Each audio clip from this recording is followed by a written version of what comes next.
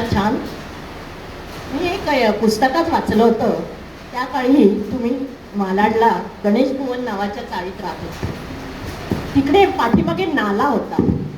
त्या नाल्याला पावसाळ्यात पूर येईल. त्यामुळे खानोळ तुमच्या वडिलांना तो पावसाळा संकटासारखा वाटे. ते सतत काळजीत असत. ही मनातील काळजी त्यांनी दिवे लागण काव्य संग्रहातील पूर कवितेमध्ये शब्दबद्ध केलेली आहे. ती आता हेमांगीताई वाचताय. हो, एक कवितेला कोणती कविता लिहिताना थोडंसं मनामध्ये त्या भावना दाटलेल्या असतात. तर आम्ही गणेश भवन चाळीत राहत असता आमच्या घरात पुराचं पाणी यायचं. आमच्या घराच्या मागे नाला होता आणि नंतर कळलं की तो नाला नसून मिठी नदीचं पात्र आहे. आणि त्या पाण्याला मात्र खानोलकर खूप घाबरायचे. आम्ही लहान होतो, आम्ही एवढे घाबरत नव्हतो. आम्हाला उलट मजा वाटायची की घरात पाणी येत आहे. पण ते खूप घाबरायचे. तर त्याच्या संदर्भात ही त्यांनी कविता दिलेली आहे. तुझे गात्र गात्र पावसाळी रात्र, तुझे गात्र गात्र पावसाळी रात्र, सारे क्षेत्र ऐसे झाले पुरपात्र. तुझे गात्र गात्र पावसाळी रात्र, सारे क्षेत्र ऐसे झाले पुरपात्र. माझे दोन्ही डोळे, माझे दोन्ही डोळे गाव झोपेतले, माझे दोन्ही डोळे गाव झोपेतले, मला नकळत पुरात बुडाले. माझे दोन्ही डोळे गाव झोपेतले, मला नकळत पुरात बुडाले. हृदयाचे बेट, हृदयाचे बेट कुठे त्याची वाट, हृदयाचे बेट कुठे त्याची वाट. हातास लागावा एकतरी काठ, हातास लागावा एकतरी काठ. हे गाणं जे आहे ते माझा मुलगा यशराज नेरकर तो गायक आहे.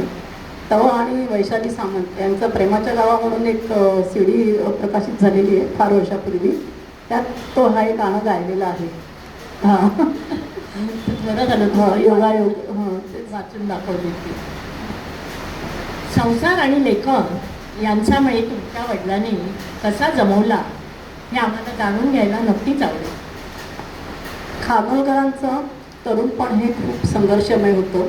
तसं सर्वांचंच असतं. आपण आपलं तरुणपण आठवलं तर आपल्यालाही कळेल आपण खूप मोठ्या संघर्षातून जात असतो. आणि हा संघर्ष करत करत करत ते साधारण 40 वयाचे 46 वर्षच ते जगले.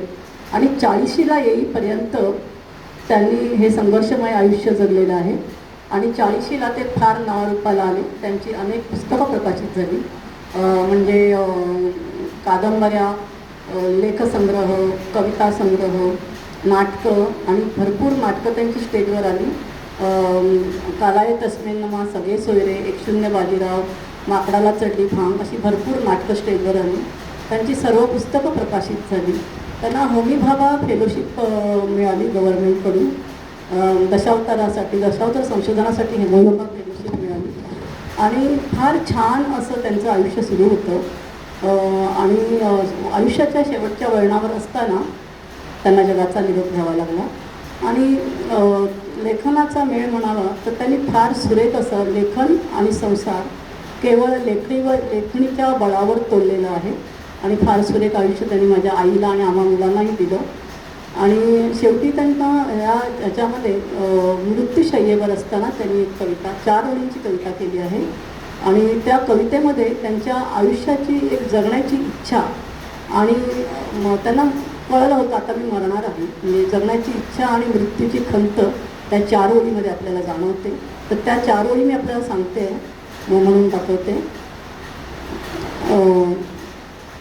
अखेरच्या वळणावर यावा, अखेरच्या वळणावर यावा, मंद सुगंधी असा फुलोरा. अखेरच्या वळणावर यावा, मंद सुगंधी असा फुलोरा. थकले पाऊल सहज उठावे, थकले पाऊल सहज उठावे आणि सरावा प्रवास सारा. आणि त्यांनी शेवटी या 4 ओळीतूनच श्वास सोडलेला आहे. म्हणजे ते त्यांचं आयुष्य किती झपाटलेलं होतं त्यांच्या लेखनाने ते आपल्याला जाणार.